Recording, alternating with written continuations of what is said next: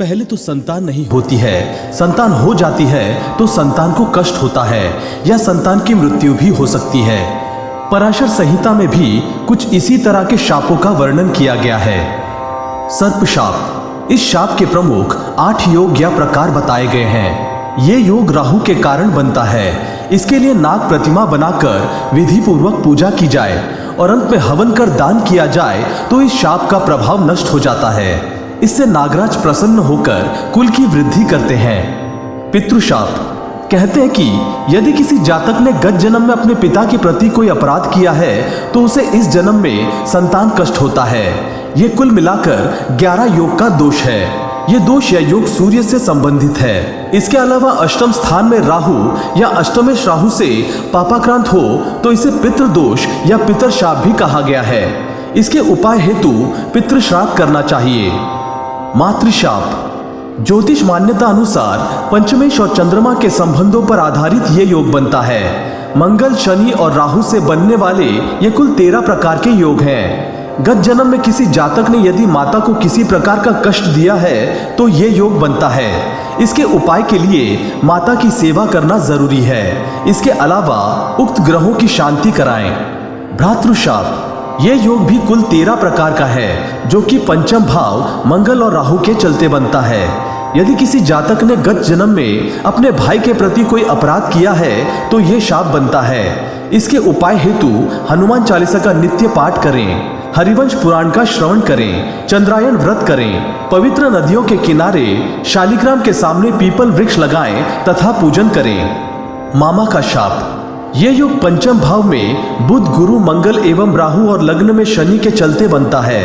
इस योग में शनि बुध का विशेष योगदान होता है। कहते हैं कि पिछले जन्म में जातक ने अपने मामा को किसी भी प्रकार से घोर कष्ट दिया होगा तो यह कुंडली में योग बना। इसके उपाय हेतु तालाब, कुआं आदि बनाने का विधान है। उसे बनाकर वहां भगवान विष्णु की मूर्ति की स्थापना करें। ब्रह्मशाप, ये योग या दोष कुल 7 प्रकार का होता है। 9वें भाव में गुरु, राहु या पाप ग्रहों से ये योग बनता है। कहते हैं कि गत जन्म में किसी भी जातक ने यदि किसी ब्राह्मण को घोर कष्ट दिया है तो ये शाप बनता है।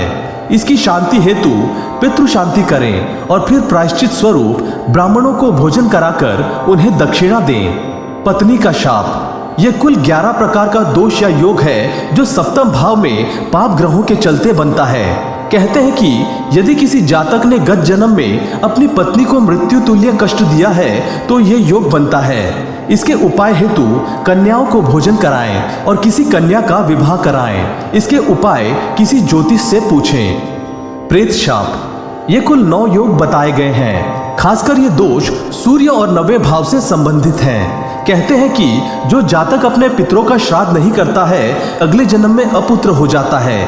इस दोष की निवृत्ति के लिए पितृ श्राद्ध करें। ग्रह दोष, ये योग कई प्रकार का होता है। यदि बुध और शुक्र के दोष में संतान हानि हो रही है तो इसके लिए भगवान शंकर का पूजन, गुरु और चंद्र के दोष में संतान गोपाल का पाठ, यंत्र और औषधि का सेवन, राहु के दोष से कन्यादान, सूर्य के दोष से भगवान विष्णु की आराधना, मंगल और शनि के दोष से षडंग शतरुद्रीय जप करना चाहिए। संतान में रुकावट के कारण क्या है?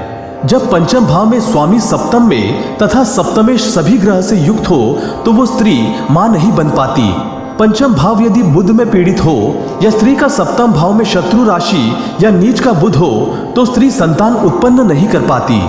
पंचम भाव में राहु हो और उस पर शनि की दृष्टि हो, सप्तम भाव पर मंगल और केतु की नजर हो तथा शुक्र अष्टमेश हो तो संतान पैदा करने में समस्या उत्पन्न होती है। सप्तम भाव में सूर्य नीच का हो अथवा शनि नीच का हो तो संतान उत्पत्ति में समस्या आती है।